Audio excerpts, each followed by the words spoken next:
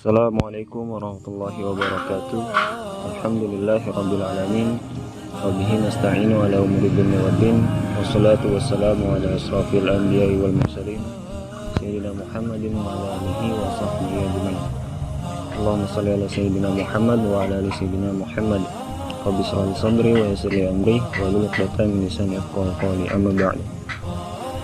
Mari kita panjatkan puji serta syukur kepada Allah Subhanahu wa Ta'ala yang telah memberikan kita nikmat sehingga kita bisa berjumpa dalam video ini, yang dimana dengan kita memperbanyak puji serta syukur kepada Allah Subhanahu wa Ta'ala, kita akan selalu ditambahkan nikmat tersebut. Amin amin ya rabbal alamin.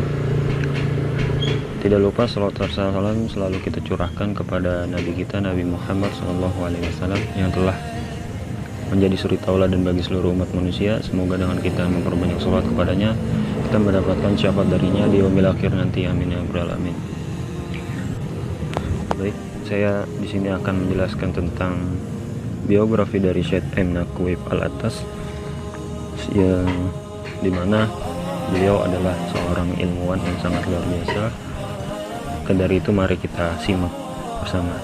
Syed Muhammad Naqib Al-Attas ini mempunyai nama asli, yaitu Syed Muhammad Naqib bin Ali bin Abdullah bin Muhsin bin Muhammad Al-Attas, yang lahir pada tanggal 5 September 1931 di Bogor, Jawa Barat.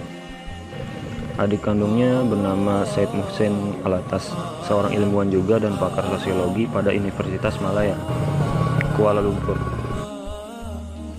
Kemudian ayahnya bernama Syed Ali bin Abdullah Al-Attas dan ibunya bernama Syarifah Ragwan Al-Idrus. Adapun riwayat pendidikannya, yaitu ketika dia berusia 5 tahun, Al-Attas diajak orang tuanya untuk migrasi ke Malaysia dan dimasukkan ke dalam sekolah dasar, yaitu Heng Prima School, yang pada saat itu ia sekolah sampai 10 tahun dari 1936 sampai 1941. Kemudian ia melanjutkan pendidikannya di sekolah Urwa Al-Wusqa, yaitu di Sukabumi, selama 5 tahun dari tahun 1941 sampai 1945, yaitu sebuah lembaga pendidikan yang menggunakan bahasa Arab sebagai pengantarnya. Kemudian setelah itu, setelah Perang Dunia Kedua pada 1946 Masehi, Al-Attas kembali ke Johor untuk merampungkan pendidikan selanjutnya. Pertama yaitu di Bukit Zahro School, kemudian English College pada tahun 1946 sampai 1951. Kemudian pengembangan ilmu dari Sukabumi, ia kembali ke Malaysia dan masuk ke dunia militer dengan mendaftarkan diri sebagai tentara kerajaan dalam upaya mengusir penjajah Jepang.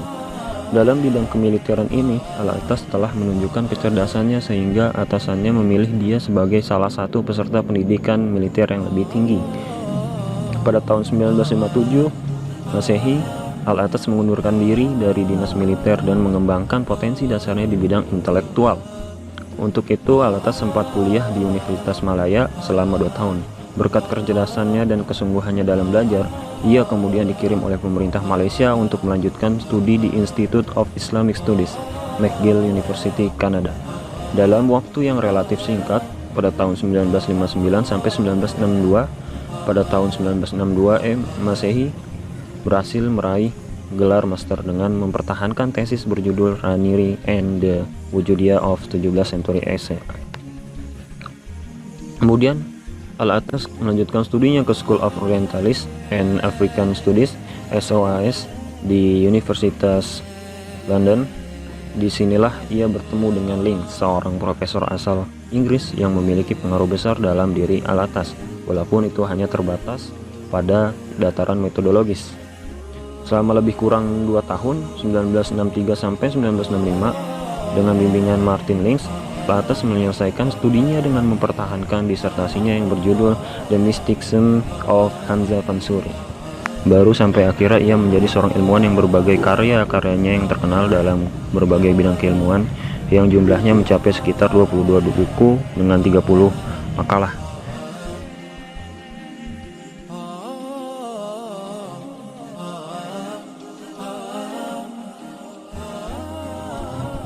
Adapun pemikiran tentang Syed Muhammad Naqib Al-Attas ini, yaitu yang pertama, pandangan tentang epistemologi Islam.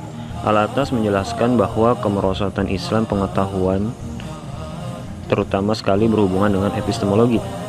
Problem umat Islam muncul ketika sains modern diterima di negara-negara muslim modern, di saat kesadaran epistemologis muslim amat lemah. Padahal epistemologi sains modern berpijak pada landasan pemisahan agama dalam ilmu pengetahuan.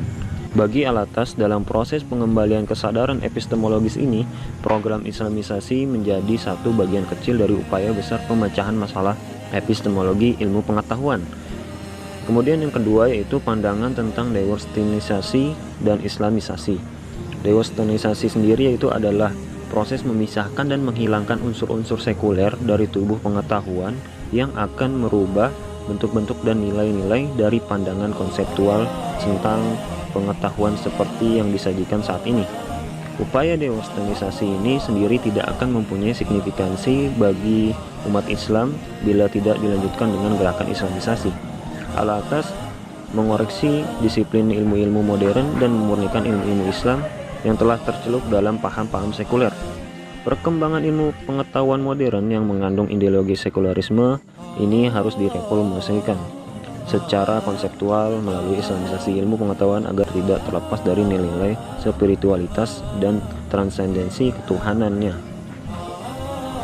Kemudian yaitu Alatas mempunyai dua gagasan. Yang pertama, gagasan tentang manusia. Manusia adalah binatang rasional yang mengacu kepada nalar. Istilah nalar sendiri selaras dengan tema al-aqal. Al-aqal sendiri pada dasarnya adalah ikatan atau simbol yang mengandung makna suatu sifat dalam menyimpulkan objek-objek ilmu pengetahuan dengan menggunakan sarana kata-kata. Dan dari sinilah timbul istilah al-hayawanun natiq. Natik selain dimaknai rasio juga dimaknai sebagai pembicaraan, yaitu sesuatu kekuatan dan kapasitas untuk merangkai simbol bunyi yang menghasilkan makna.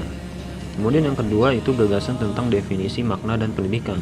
Dalam Islam istilah pendidikan dikenal melalui 3 tema, yaitu tarbiyah, ta'dib, dan ta'lim. Al-Atas cenderung lebih memakai ta'dib daripada istilah tarbiyah maupun ta'lim. Kata tarbiyah berarti mengasuh, menanggung, memberi makan, memelihara, menjadikan tumbuh, membesarkan, dan menjinakkan. Kemudian sedangkan terminologi ta'lim sendiri yaitu meskipun mempunyai makna yang lebih luas daripada tarbiyah, yakni informasi, nasihat, bimbingan, ajaran, dan latihan. Di pengertian atas dua terminologi di atas, menurut Naqib, terminologi ta'dib lah yang lebih cocok digunakan dalam pendidikan Islam. Ta'dib berasal dari kata adaba yang mempunyai arti mendidik, kehalusan budi, kebiasaan yang baik, akhlak yang pantas, kepantasan, kemanusiaan, dan kesesutraan.